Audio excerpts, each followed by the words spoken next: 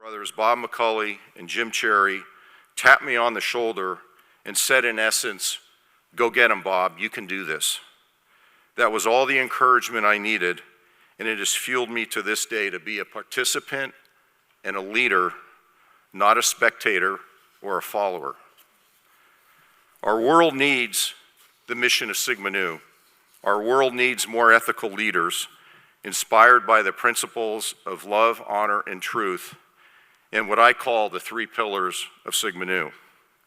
Today's speaker is an excellent example. Brother Bill Barr has dedicated practically his entire professional career to service and leadership of our country. To our knowledge, he's the highest ranking U.S. government official to wear the badge of the Legion of Honor. Twice this brother was nominated by the President of the United States to serve as our nation's Attorney General, and twice he was confirmed by the U.S. Senate to do so. He is the only second person in the history of our country to serve 2 non-consecutive terms as our Chief Law Enforcement Officer. He received both his bachelor's and master's degrees at Columbia. In 1968, he became an initiate of our Delta Gamma chapter and served as a collegiate chapter officer. He then completed his law degree at George Washington University in 1977.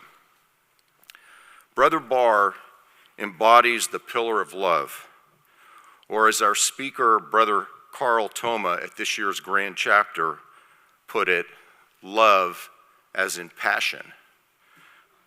Brother Barr has a passion for learning, for expanding knowledge. For as President John F. Kennedy once described, knowledge is power. And to you collegians, suck in as much knowledge as you possibly can. The more you know, the more you learn, the better person you'll be. Take on new challenges, raise your hand, get involved, be a participant, including on campus. Take the lead. The passion in Brother Barr to do such and to be all he could be with his God-given talents is what has fueled his many accomplishments. Brother Barr embodies the principle of honor. He recognizes and honors that we stand on the shoulders of those who came before us. We recognize their contributions and accomplishments, but where there have been shortcomings, we don't eradicate the past, but work and lead to improve upon what came before us for the benefit of all in the commons. There is a note that Brother Barr wrote many decades after attending Corpus Christi Grammar School to Sister Lucinda, a Dominican sister from his 4th grade, whom he found out was still alive at the age of 93 and living in the mother house in Wisconsin. And I'd like to share just a couple lines from his note to Sister Lucinda. Quote, "Over the years, I have realized of all the teachers in my life, you had the greatest impact, and I owe you the most. You always gave me kind and gentle encouragement. You instilled a love of learning and gave me confidence in my abilities. You taught me not to shrink from upholding what I thought to be right and not to hesitate to lead. Your example of faith and charity helped give me a strong religious foundation, which has been the greatest gift of all." I think that says so much about our guest speaker and what he's made of. And finally, truth, grounded and substantiated in facts, transparent, the metrics, the law, honesty, government, telling it like it is, even to a sitting president of the United States. The embodiment of truth in Brother Barr's accomplishments are evident.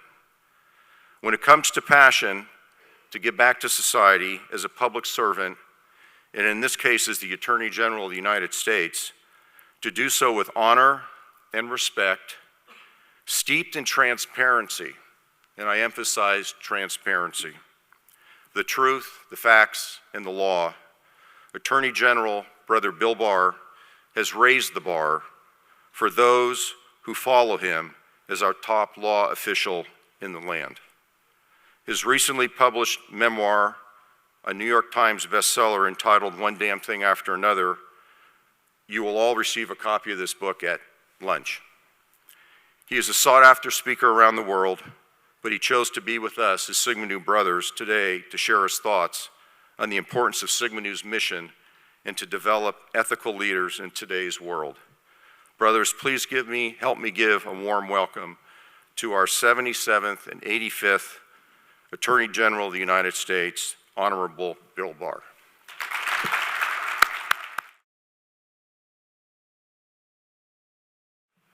Well, thank you. Thank you very much, Brother Bob, for the invitation, inviting me here to participate in the 2024 College of Chapters. And I'd like to thank Brother Bob Beecham for the amazing hospitality that he has shown me. And I appreciate all of you being here this morning. I thought that I was being honored for being the greatest social chairman in Sigma Nu history. That was my position. That's the only position I wanted. I excelled at it. I think commanders are overrated, frankly, because the heart of a fraternity is the social chairman. And frankly, Sigma Nu I've always thought of Sigma Nu, not just because of my brothers who I still stay in touch with, but it's been on my mind a lot, and I've worried about it a lot because as I approach confirmation in Senate, I'm constantly worried that someone's going to find out about how I behaved as a Sigma Nu brother. As you mentioned, I was Attorney General twice. One other person did that, a guy named John Crittenden, a senator from Kentucky. He had been Attorney General in 1840s and 1850. So he was a Whig he actually blocked Abraham Lincoln from becoming a senator, and that eventually led Lincoln to run for president. That's really Crittenden's claim to fame. I like to tell people I'm the only Attorney General to have served twice in 2 different centuries, 30 years apart. I've been very fortunate in my career to serve in a number of outstanding organizations and also to have the opportunity to lead major organizations, especially the U.S. Department of Justice. And I wanted to share with you some observations about effective leadership and some thoughts on Sigma Nu's values of love, honor, and truth and how they relate to effective leadership. Let me start briefly by sketching some of the opportunities I've had over my 50 years of professional life. I grew up in the Upper West Side of New York near Columbia University. It was 116th Street and Broadway. And my father had been in the OSS during World War II. And from an early age, I had a very clear plan of what I wanted to do. I wanted to go into the CIA. I told my high school guidance counselor in 1966 that he said, what are you thinking of doing with your life? I said, I want to be director of the CIA. And he almost fell out of his chair. He said, well, that's a very specific career goal. But I figured that everyone else was in Russian studies in those days, and so I would study Chinese and Chinese politics and culture and language and so forth. And that's what I did. I went to Columbia and got my BA in Chinese studies and stayed on to get my master's degree. I was actually hired by the CIA after my bachelor's degree right away. So the strategy worked out. People would say to me, what got you into Chinese studies? And they were sort of expecting for me to say something like, I admire the culture. And I said, well, because they're the enemy. Horror.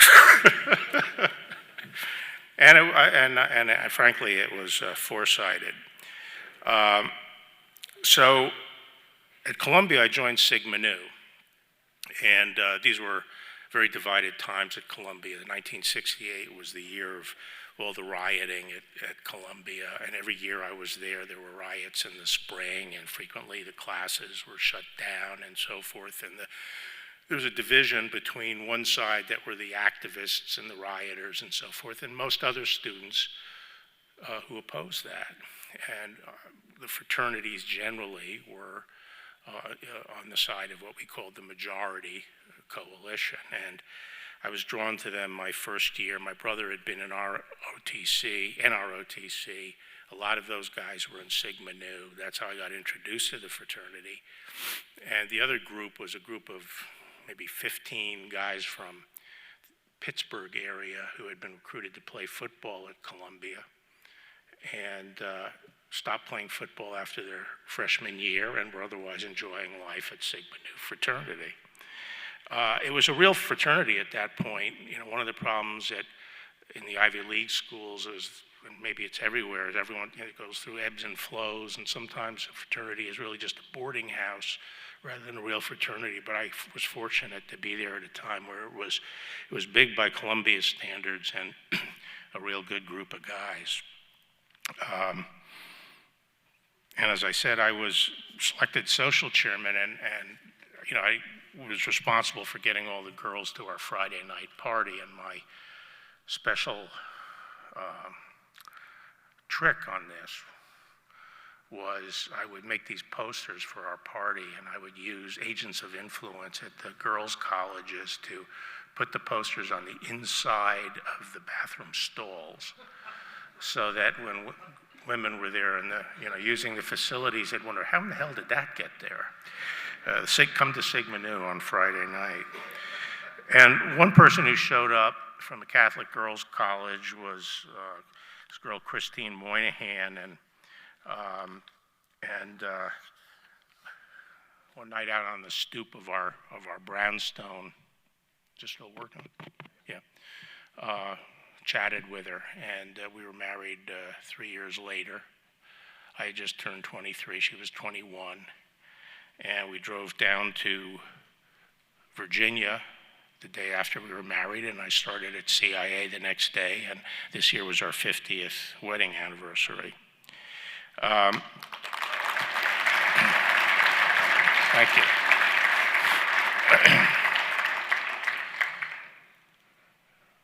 Her father told her not to go down to Columbia to date Columbia boys because they were radicals, and told her to stay up and go to date the boys at Manhattan, which was the brother Catholic school of her college. And she defied her father and met a radical baby, but on the other side. I have 3 daughters, and I always remember that when I'm giving them guidance. You got to leave room for providence. But I also listened to my mother. My mother was a child of the Depression, and she said, I don't know about this intelligence business as a career.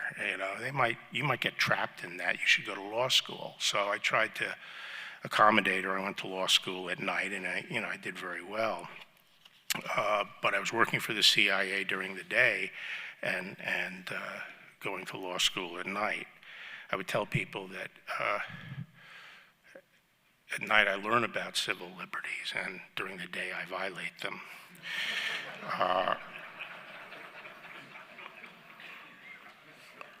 I was actually fortunate to get to the CIA at a time of great crisis. The Vietnam War was coming to an end. Nixon had just won. He was trying to get out with some honor. And all these heavy-duty investigations started of CIA, basically claiming that they had engaged in abuse during the Cold War, and they were looking at things like assassinations and intelligence programs that collected information on Americans and stuff, all the abuses of the CIA during the Cold War. And the agency was under a lot of pressure. Ford had just come into office when there was Watergate, then Ford came into office. He had no power to protect the CIA, so the CIA was really on its own, and it was just being used as a piñata. Everyone was beating on it. And they didn't have many lawyers, and it took a lot of time to get lawyers cleared, or anyone cleared, but especially lawyers. And So they pulled me out of the intelligence director because they knew I was going to night law school, and I started working with the team that was interacting with the congressional committees. And George Bush then came in as the director, George H.W. Bush. He had been in China, and that's how I got to meet Bush and worked with him while he was being hauled up to Capitol Hill to answer for all these abuses that never occurred on his watch. I really learned a lot from him. He was only there for 1 year as director before Ford lost the election and Bush was replaced. But today, the CIA campus on Dolly Madison is named the George H.W. Bush facility. He had the biggest impact of any director in that 1 year, and I watched him, leading, uplifting, and defending this institution that was under siege, and making sure that its key mission was not destroyed by this. And there I was at the age of 25, 26, 27, dealing with this crisis, helping, involved in this crisis, going up the Hill and meeting with these obstreperous congressmen and so forth, and working on things that were in the front page of the newspaper. And it was an exhilarating experience, but by the time I actually went into law practice, it seemed dull by comparison, and it was good training for me. I left CIA, joined a big law firm, went back and forth, as many people do in Washington, between practicing law in a law firm and working in the government. I worked in the Reagan White House. I got to see on the domestic policy staff. Reagan was a fabulous leader, and I got to watch him in action. Charismatic, a warm, caring man, very calm equanimity, great sense of humor. He wasn't a screamer or a bully. He let his staff know what his priorities were, and then he did all he could to support them. And support them he did. He was the last president that we've had that could actually affect public opinion in a major way in one speech. He could give a speech and shift the polls by 15 to 20 points with one speech. And anytime we had a problem, we were sort of trying to get something through and it wasn't working and so forth, we turned to him and would say, time to get the Gipper in. And he would put it through the uprights every time and the polls would shift. He was an amazing leader, an amazing man. So I left the White House to make partner because I'm materialistic. And wanted to get that under my belt. But then H.W. won the presidency, and he asked me to come in. I was his first sub-cabinet level appointment, and he put me over at Justice in the top legal beagle position. It's called the Assistant Attorney General for the Office of Legal Counsel, and usually it goes to brainiacs, like Scalia and Rehnquist and stuff like that, but he wanted me there.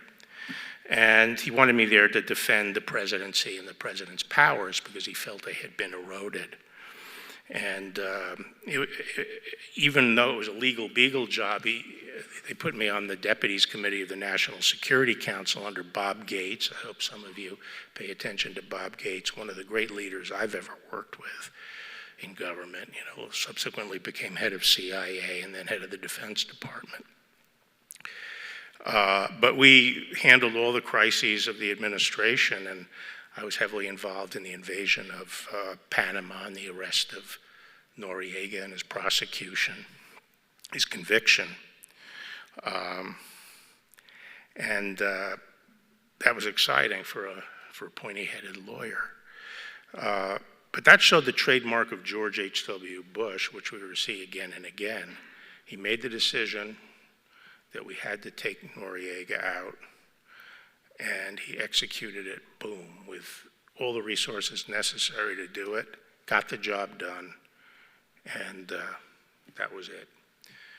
26,000 troops were put down there, and it was over in a couple of weeks, and we arrested Noriega and brought him back for prosecution. I was riding in the convoy with him shortly after that, we were going into an election year, and he goes, Bill, I sent 26,000 troops to arrest Noriega. It would be bad form not to win the conviction. I said, don't worry, Mr. President, we will convict them. And I was praying, and we did. Then Bush appointed me the Deputy Attorney General, which is the Chief Operating Officer. And that's the first time I actually had to run a big operation, and the department is a huge operation.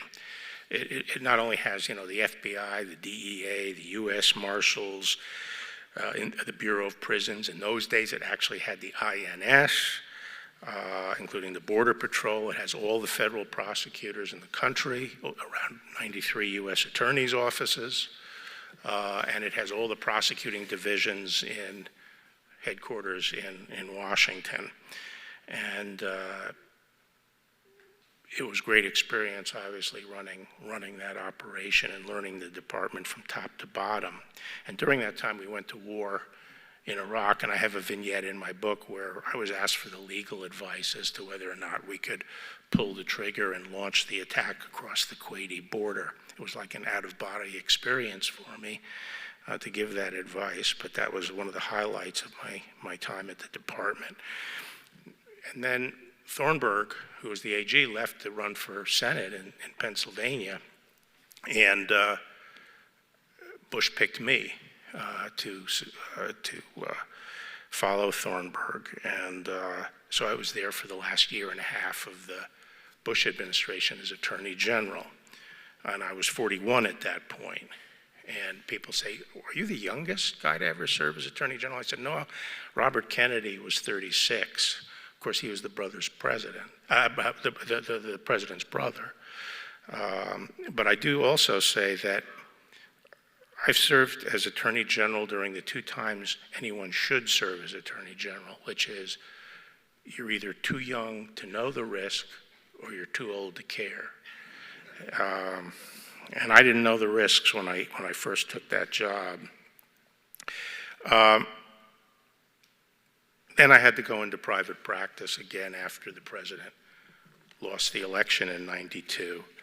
And I went to be general counsel of the GTE Corporation, which is a telephone business, which then became Verizon after a merger with Bell Atlantic.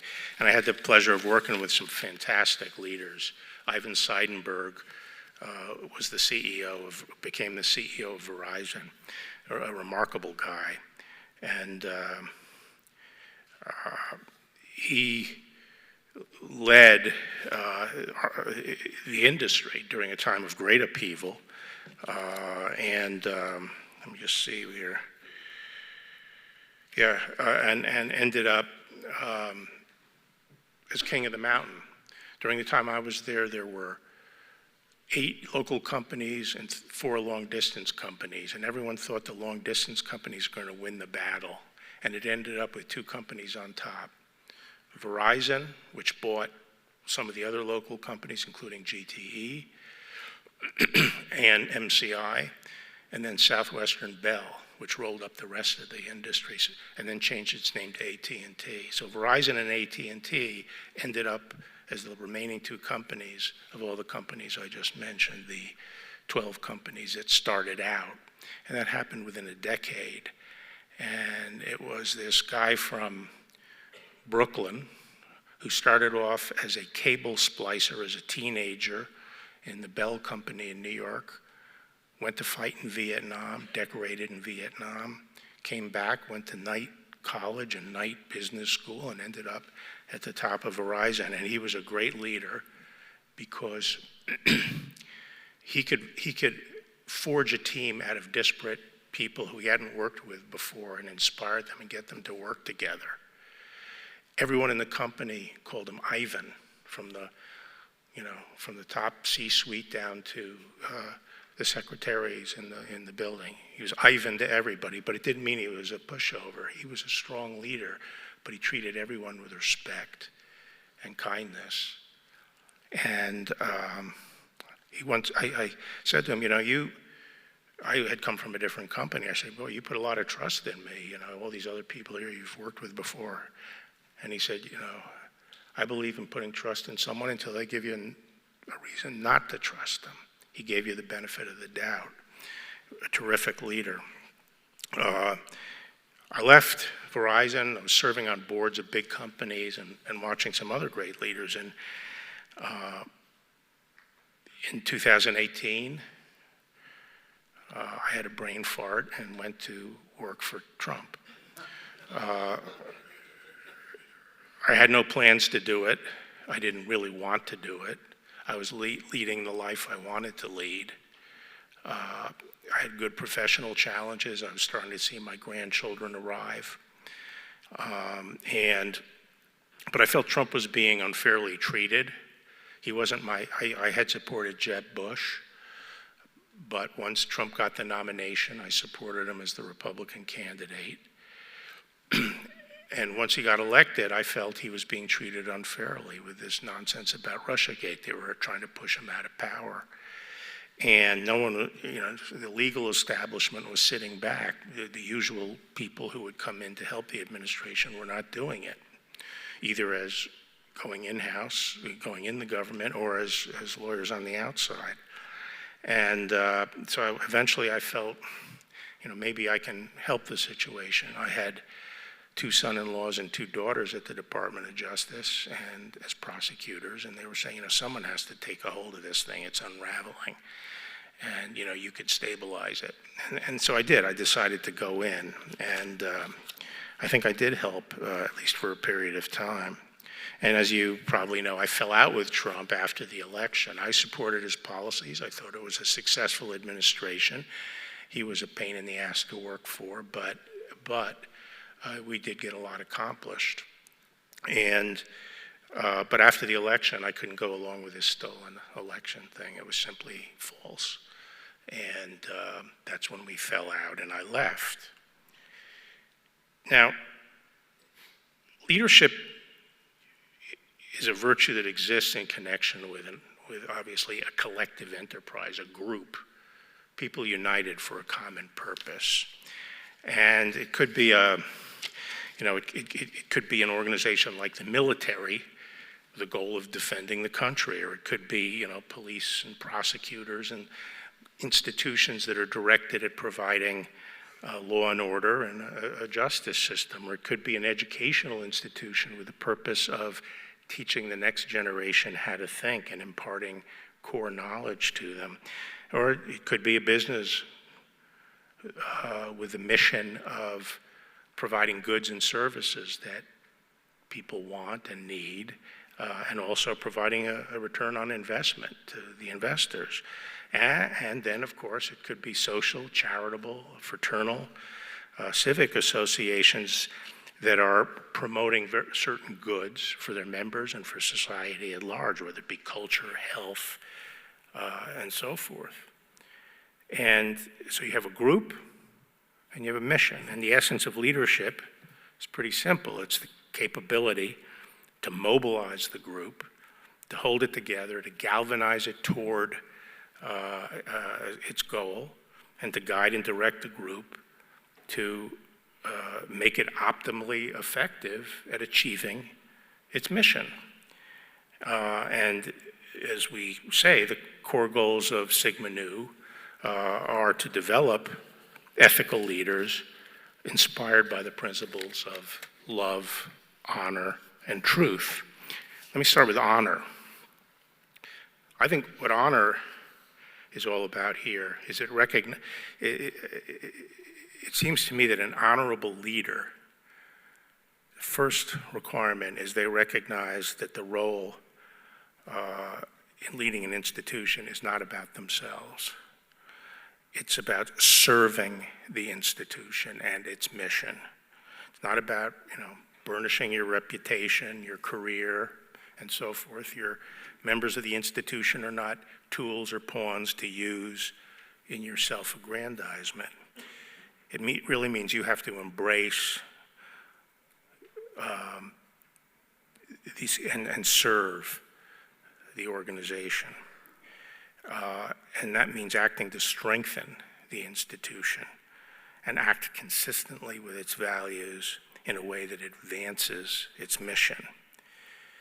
I think there are too few leaders today. I think one of the problems in our country, especially in politics, is that there are too few leaders who actually think about that and think about their positions as real service. There are some that do, but for many, it's all about themselves. It's not about trying to do the people's business. It's about getting a lot of hits on your social media, getting a lot of invitations to be a talking head, and it's about raising your own profile, not getting the job done. When you think about a leader and the people who are trying to move an organization towards its goals, there are really two forms of corruption. I'll talk about them a little bit later, but one is an institution's corrupted if people act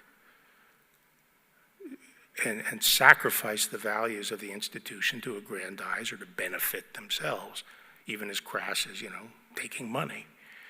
But the other way is when they sacrifice and ignore the values of the institution in the name of what they claim is a higher value, some other thing that they're pursuing other than the values of the institution.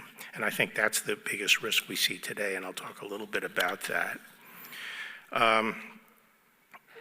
One example that helps tee this up is the Roger Stone case. When I became Attorney General, Roger Stone, I think you probably all know who Roger Stone is.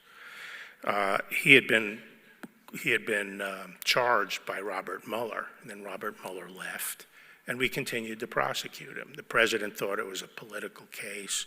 Roger Stone thought he was being persecuted. He was being prosecuted for lying to Congress and obstructing Congress.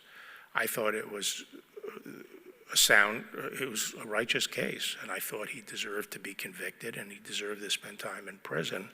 And we did prosecute him, and we did win the prosecution. Two of the young prosecutors who were on that case, one of whom had worked for Mueller, and the other, I'm told, had served in Obama's White House, they recommended a sentence that was 2 to 3 times higher than the average sentence for anyone who was in the same situation. They wanted to put him away for 7 to 9 years. And in my judgment, they were doing that, my opinion was they were doing that or likely doing that for political reasons. They had an axe to grind. And I thought it was grossly unfair, but I knew that if I had to reach down and reverse it, that I would catch endless grief and attacks on the idea that I was acting politically to help Trump's friend. And at the end of the day, I felt, look, the mission of the department is to be fair to individuals, even-handed justice. He should not be treated better than anyone else because he's the president's friend, but he shouldn't be treated worse than anyone else. And if we start going down this path where the people ultimately responsible for these decisions are afraid to make them because of essentially the mob at the door, the press and hostile members of Congress, we're going to lose the justice system. So I reversed the decision and, caught endless hell for it. So adhering to the values of the organization, which that's all about, not worrying about what the impact is going to be on you, but making sure that where it counts, you are vindicating the values of the organization. Let's dig deeper into the idea of what are the values of an organization all about? Well, in the abstract, we all want to make the world a better place, right? That's very kumbaya. Yeah, we want a better world. But it's the nature of things that we pursue that through a division of labor. And the things that we seek that are good and useful and needful are really pursued by separate organizations pursuing that discrete mission. And these organizations, therefore, have what I call intermediate values. They're not sort of the big values of perfect society. They're the values that are necessary for that organization to achieve the specific purpose it's been set up to perform. Like a team on the field, people have different skills. So the military is an organization that we set up to defend us. That's critical for any society. But its values have to center on being the most effective warfighting organization on the planet. And that takes certain values and ethos that make it that way. And things that detract from that, trying to take values that belong to other organizations. We don't have drill sergeants teaching Montessori schools, okay?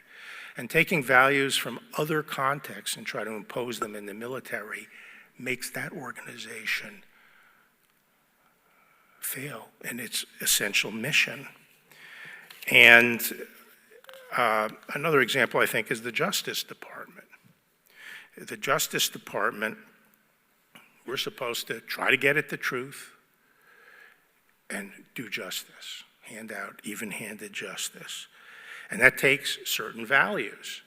To be fair, to have due process. We have to have allegiance to those intermediate values that help us achieve our purpose.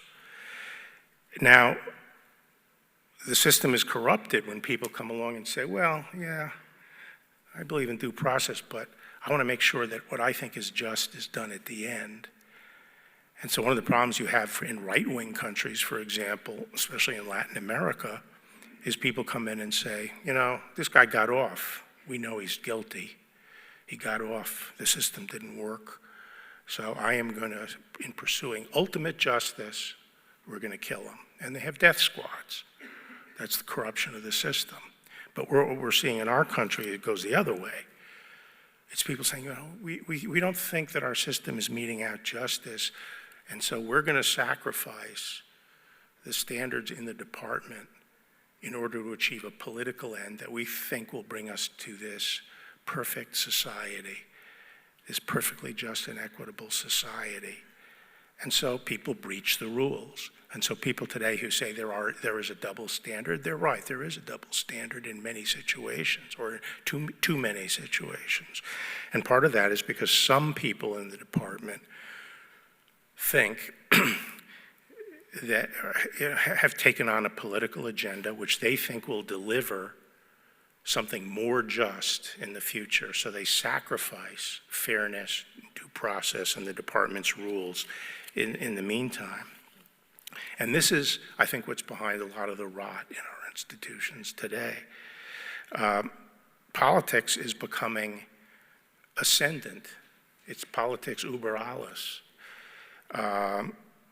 Virtually all human relationships now are being subsumed somehow into the political fray. It's insinuating itself into virtually every aspect of life, you know, sports, fashion, food, business is now taking on a political dimension. Not long ago, people lived life on multiple planes. They belonged to groups and, you know, social groups, fraternities. I belonged to a bagpipe band for most of my life. And that's a group that's bound together by certain values and interests and goals and love of music, love of bagpipe music. So we're an odd group of people. But politics doesn't come into it. And we could get along regardless. We didn't care about politics. We had fun. We bonded with each other. But politics didn't come into it. And that's a great benefit for a society, because it obviously ties people together regardless of politics, and it modulates and softens political conflict. It's hard to, you know, get really, really mad at somebody who, you know, the next day you're enjoying music together or bowling with or what have you. But what we're now seeing is the collapsing of this, and people sort of taking, the tribes dividing, and people now interested in the politics of, who the member of the club is and so forth. And it's infesting everything, and everyone's commenting about, the pervasiveness of political conflict.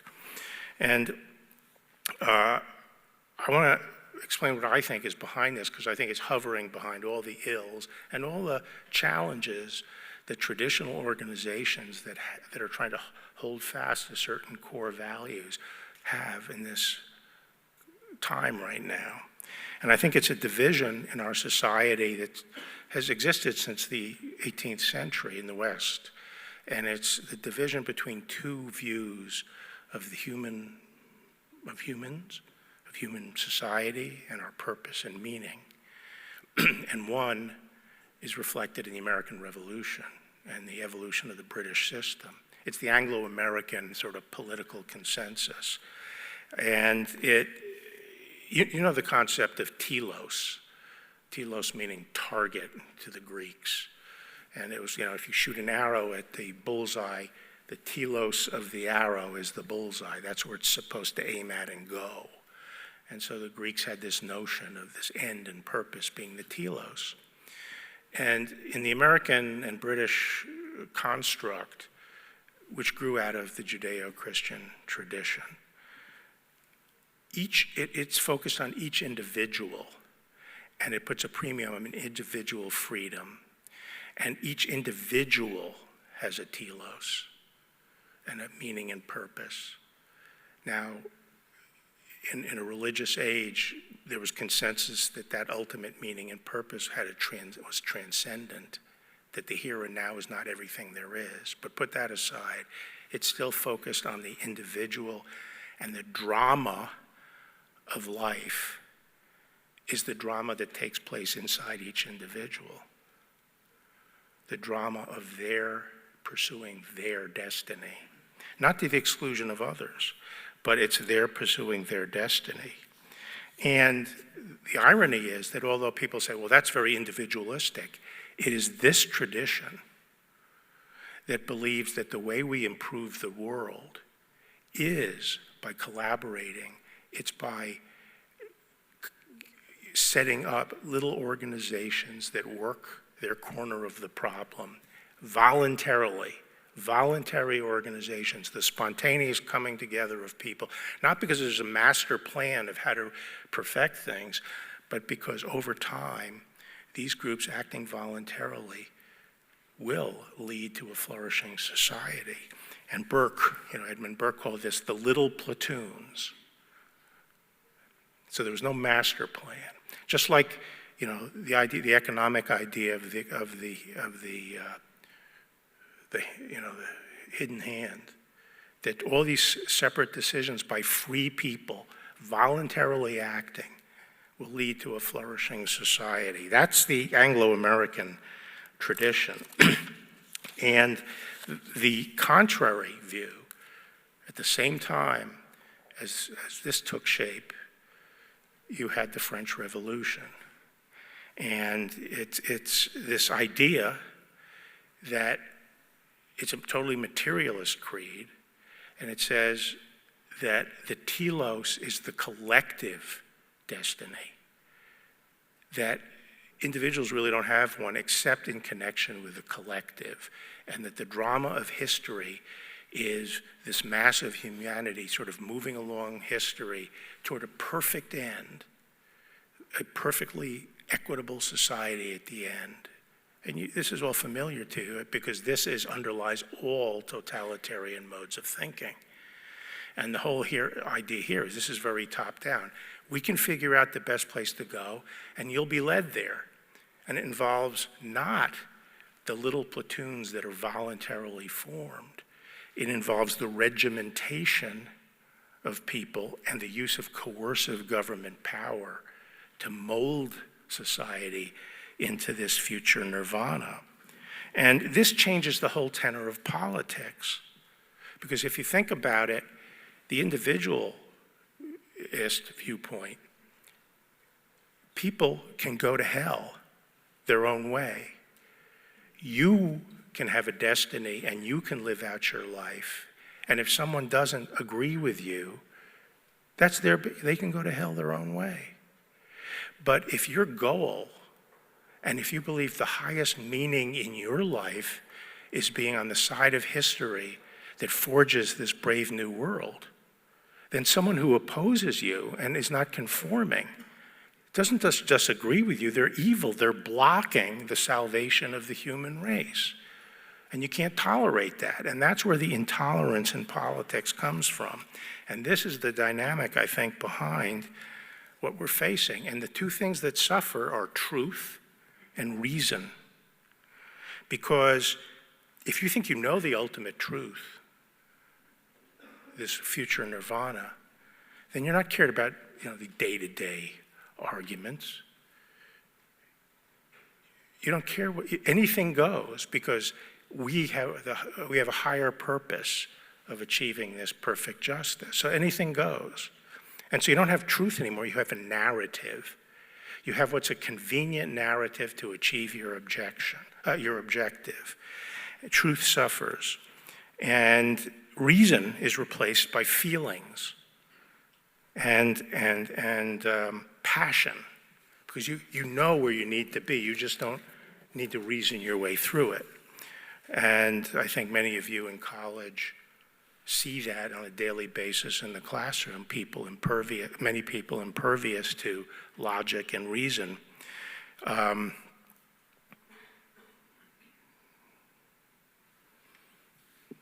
It's something scarcely to be imagined right now, what we see on university campuses with groups of people marching around embracing Hamas, mass murderers. And you could show them facts, you can reason with them, and they don't care. They will not listen.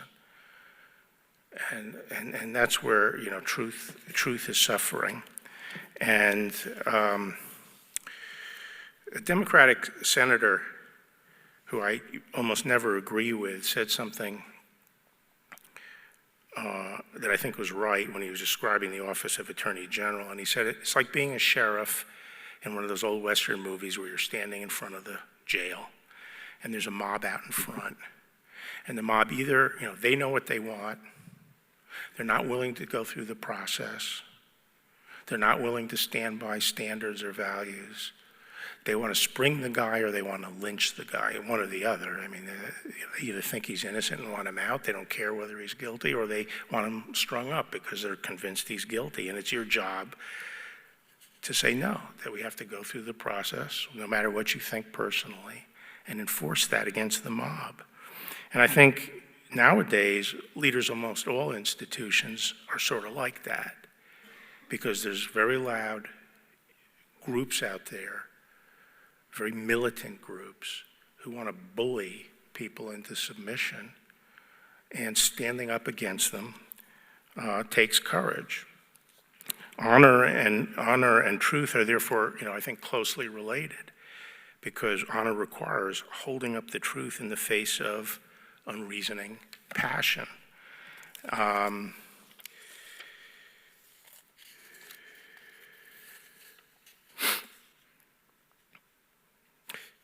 I thought it was ironic in my tenure that it began and ended with a big lie, the big lie of Russiagate. The whole attack on Trump at the beginning was based on a lie. And it's still not admitted by the people who perpetrated it. But it was very destructive of our country. We're still feeling the effects of it, the loss of faith in institutions. And it ended with a lie, because Trump lost the election. And the idea that the election was stolen is nonsense. And that's hurt the country. And you have 70% of Republicans believing that the election was stolen, and there's not one shred of evidence of that. It's not just me in the Department of Justice, but the book just is coming out by a guy. The campaign hired this guy, an expert, to find fraud right the day after the election, and find the stealing of the election. And his book is coming out. It's called Disproven. But he goes through all of it and just says he told Trump it just wasn't right. Now let me end up with making comments about love, which obviously is a core principle. And by love, I think of it as the broad context of solidarity, affinity, brotherly care, care for our comrades. And it's rooted ultimately in the recognition that we're all creatures of the same Creator. And we have one life, and we're all in the same boat. And, there are two motives, I think, for people's action, and they harken back to the two competing philosophies I talked about. One is love. You do things out of a sense of solidarity with others. You do it voluntarily, not because of legal compulsion. And the other motive force is compulsion. Could be legal, could be social pressure. When you hear that someone down the street is sick and can't get out, you go and help them out of a form of love, a form of solidarity with them. You don't do it because you're required to do it. And as members of a fraternity, we understand that that impulse is greatly strengthened the more a team works together on a common purpose. And if you go to war, we see that. If you go to war with a group, those ties become sometimes even stronger than family ties, of having been through the battle together.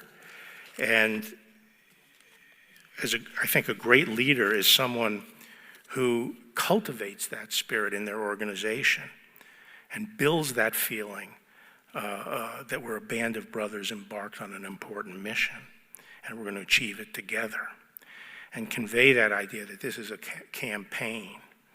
Now, the greatest professional success I had in my life was the first time I was Attorney General. When I became Attorney General, crime was at the highest level in American history, much higher than it is today. It had quintupled in the previous, from 1964 to 1991. And it was still going up, although it had flattened out a little bit under Reagan. And I put together a plan to get the violent criminals off the street, because most of that crime is committed by repeat offenders who are just cycled through the revolving door. And we brought everybody into it.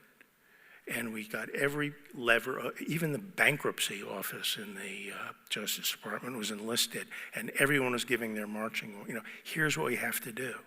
Here's the goal. Here's why everyone should rally around this goal, which they did. And here's what everyone has to do. This is your responsibility. This is your responsibility. Every law enforcement agency, and we work with the states and so forth. And when I left office a year and a half later, we were putting 18,000 people a month in prison, repeat violent offenders. And we doubled the prison, and we doubled U.S. prison capacity to accommodate this. And for 22 consecutive, for the first time since 1964, the crime rate started to drop. And it went down 22 consecutive years until Obama, and it was cut in half.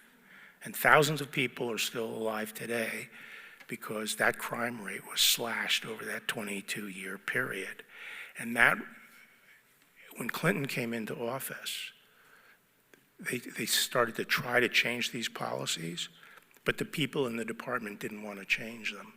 Even political appointees, we want to keep these policies because the organization really rallied around them and understood their importance and had been a team working together on it, and they kept it going, and that's why it went for 22 years. Now,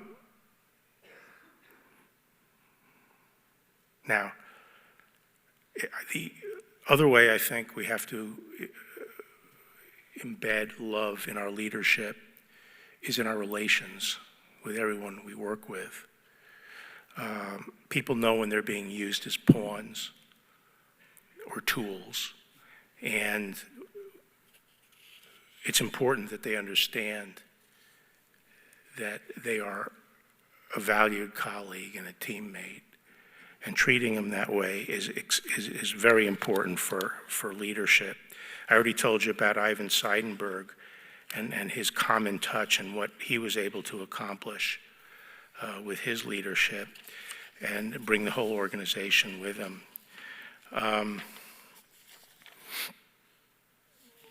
The other example I want to use, and this is the last one, is when George H.W. Bush was at the CIA, he came in with one person with him, his personal secretary, and he otherwise went into that building that was under siege.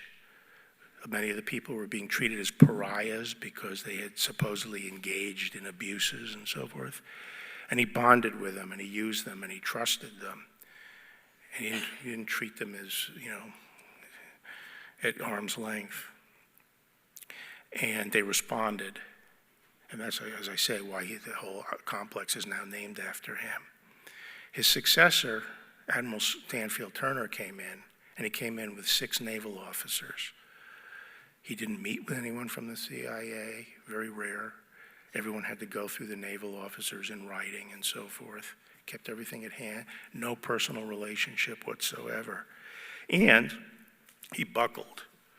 He was under political pressure to cut back on sort of the dirty aspects of spying, the clandestine service. And he started firing the clandestine service, and he bought into this idea you can do everything with satellites, which you cannot. So he capitulated and he weakened the organization. He didn't trust it. And that's the exact opposite example, I think, of what it takes to inspire an organization. So those are my thoughts on ethical leadership in the current times we face. And I feel we have to stand by our platoons, our little platoons, and our distinctive mission and values. And it is by making them successful that we're going to gradually change the world and make things better. And this means our leaders today must have the conviction and the courage to stand up and defend their values and live by their values. And that's in short supply. I'll end with Sister Lucinda's operation, her order. When I went out to visit her, that order used to be a vibrant, growing order. It was teaching, was their special mission. They had schools all over the country, great schools, and they were a vibrant, growing order. And when I went out there later, all their schools are closed or taken over by other groups. They're dying out, and they have taken up all kinds of social causes. Walking into their mother house was like walking into a, secular activist group, posters and, into environmental stuff and anti-war stuff and all that. They'd given up their special mission and their special characteristics, and it had hollowed them out as an institution. And we have to run our organizations to avoid that and to continue them as vibrant, mission-oriented groups. And I'm confident Sigma Nu's leaders, and the ones we have at the national level and throughout our chapters, are up to the challenge and remain a committed band of brothers, and they'll continue to uphold the values of honor, truth, and love. Thank you.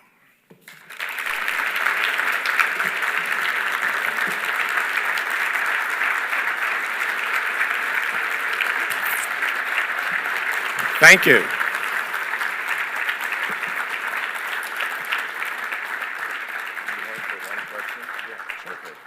I usually do Q&A, but they told me they wanted a serious speech about leadership, so go ahead. So one thing I'd love to have you share is the title and where you came from, one damn thing after another, because I think it's interesting.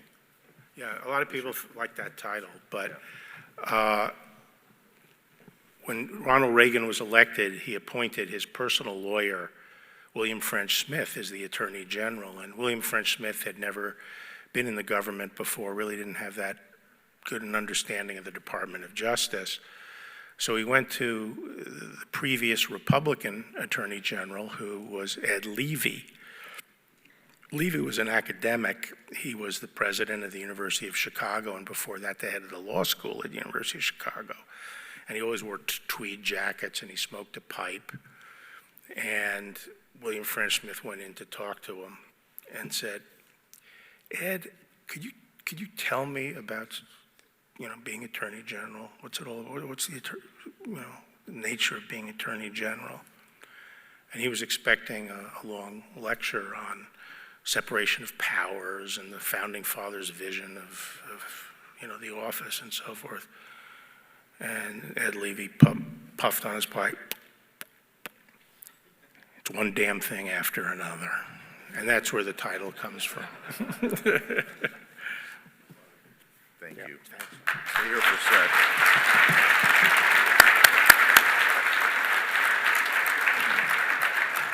So we heard this morning that Brother Bill and Chris have celebrated their 50th wedding anniversary. And I'm sure you gave Chris and Chris gave you your 50th pin. But we have your 55th pin, your alumni pin, that we'd like to give you and honor you with today, your Sigma Nu pin. Thank you. I appreciate it. Thank you very much. Thank you.